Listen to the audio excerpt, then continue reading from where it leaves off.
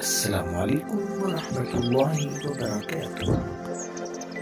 हर किस्म के रूहानी जिस्मानी मसाइल और वज़ाइफ के लिए फारूकी एनके चैनल को सब्सक्राइब करें। वनुसल्लिम अला रसूलिहिल करीम अम्मा बाद फ़अऊज़ु बिल्लाहि मिनश्शैतानिर रजीम बिस्मिल्लाहिर रहमानिर रहीम।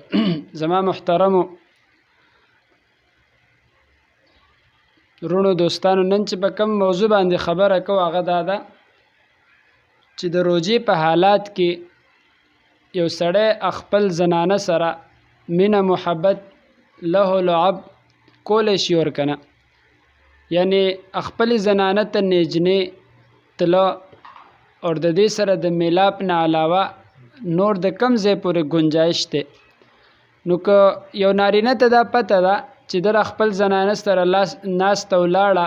یا مینه محبت کومه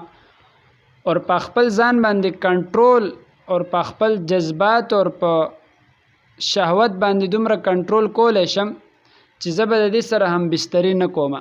اور زما روژه به نه خرابېږي، نو په دې صورت کې خو جایز ده. لیکن که اوس یو نارینه ته دا پته ده چې زه خپل زنانه سره مینه محبت کوم یا دې سره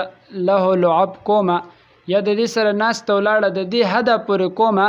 چې زما روژې ته پې نقصان رسی اور زما روژې ته پې ضرر رسی اور زما نه دا فرض روژه خرابېږي، نو په دې صورت کې محترمو منګه اور تاسو له پکار ده چې منګه د کور والا ته نیجنې هم نه ځو اور د هغې سره دا له لعب اور دا مینه محبت په دې انداز کې نه ساتو، ولی چې په خپل جذباتو باندې اور په خپل خواهشاتو باندې اور په خپل شهوت باندې منګه قابو نشو اچولی، نو په دې صورت کې که منګه زنانه ته نجنې کېږو خپل، نو په دغه صورت کې به زمونږ نه فرض روزه چې ده هغه به خرابېږي اور هغه به ضایع کېږي. نو د دې لپاره د بچ کېدو کوشش پکار دی چې موږ د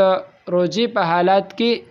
په دې صورت کې په ځان باندې کنټرول نشو کولی، نو د دې نه بیا بچ کېده پکار دی اور اجتناب پکار دی. نو الله تبارک و تعالی دې په دې باندې د عمل کولو توفیق راکړي. واخر دعوانا ان الحمدلله رب العالمین.